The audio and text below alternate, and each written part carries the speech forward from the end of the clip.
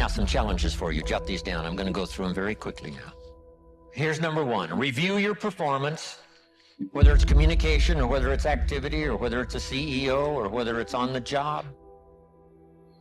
Here's what my father said, a seminar in a sentence. I wish he was here to give it, but since he's not here, in his honor, I will give his seminar in a sentence. Here it is. Always do more than you get paid for to make an investment in your future. Now, some unions would argue with us on this. That's my papa's seminar in a sentence. Always do more than you get paid for to make an investment in your future. My father was so big. Papa said if it's raining, you can't fix the roof. If it isn't raining, it doesn't need to be fixed.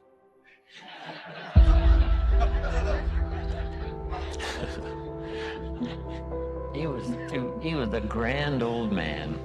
Wow, this guy. So review your performance, your language with your children. Just go over that and say, have I been too harsh and too strong, too stubborn? Should I learn to be easier, mix more compassion with the tough stuff I have to deal with? Yes. You know, prayer will help sometimes. If nothing else, dear God, help me say the right thing, not to ruin it all by poor communication. Here's the next on my list. Face your fears. I don't know what challenges you might have in going over the stuff we've been going over in terms of amending your philosophy or going back and, redoing some stuff that you might have messed up. Face all your fears. That's how you conquer them. Don't dismiss them. Just face them.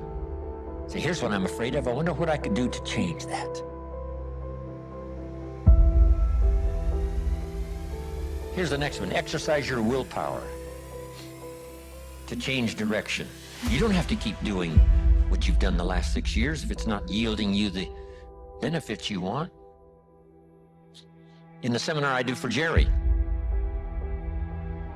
my mentor helped me to review the last 6 years so I wouldn't repeat those errors the next 6. See, if you're a goose, you have no choice to do the next 6 like you did the last 6. But if you're not a goose, here's what you can do. Pick a new destination and start going that way. You say, well, I've done this for the last 2 years. I'll probably have to do it another 2. And the answer is no, not in a million years. Now, you can change one little degree at a time, or if you want to, you can revolutionize the whole thing. Who says you couldn't revolutionize the whole thing in a week's time and start a brand new direction that will most assuredly help you arrive in a brand new place a year from now, 3 years from now? No telling 5 years from now where you could arrive. Use your willpower to start the process. Just willpower to change a little or change a lot. Anybody can change. You don't have to repeat last year. Clean up the errors. Invest it now in the next year. Watch it make the difference. Here's the next one that's important.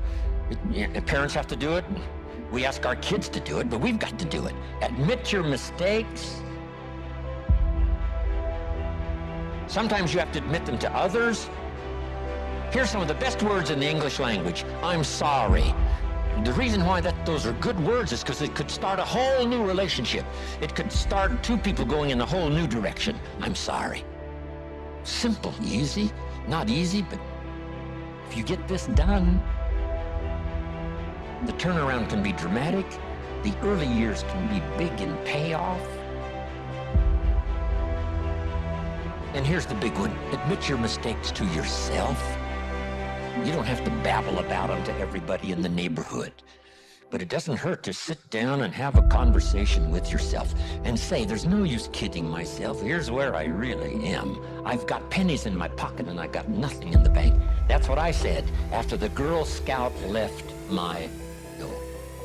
I had a conversation with myself. And I said, I don't want this to happen anymore. Next, refine your goals.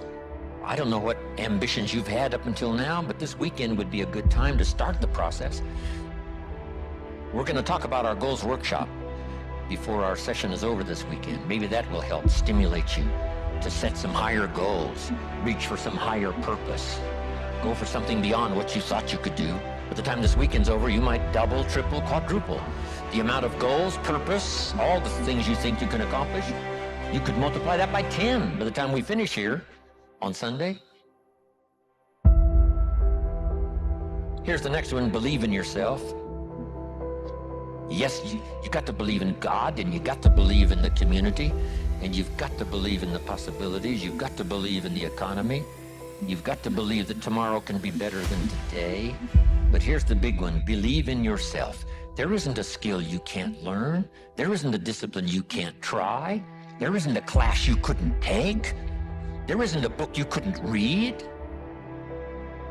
If it's written in some other language, you just get it translated and read it. Here's the next one. Ask for wisdom. This is communication of the highest source. Ask for wisdom. Ask for wisdom that creates answers. Ask for the wisdom that creates faith to believe things are possible.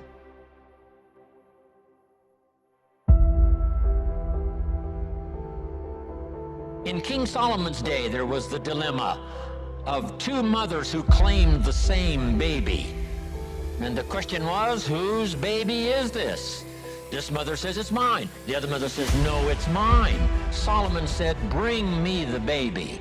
They brought him the baby, and he raised the sword. He said, I'm going to cut this baby in half and give one half to this mother and one half to this mother. And as he raised his sword, sobbingly, the real mother said, no, no, no, don't cut the baby in half. Give it to her, who was not the real mother. Solomon says, now I know who's the real mother. See, that is so wise. And the moment was such drama. But Solomon, the wisest of the wise, knew what to do to settle the deal. Ask for wisdom to deal with the challenges of today and tomorrow, to deal with the challenges your family brings you. Don't wish it was easier, wish you were better.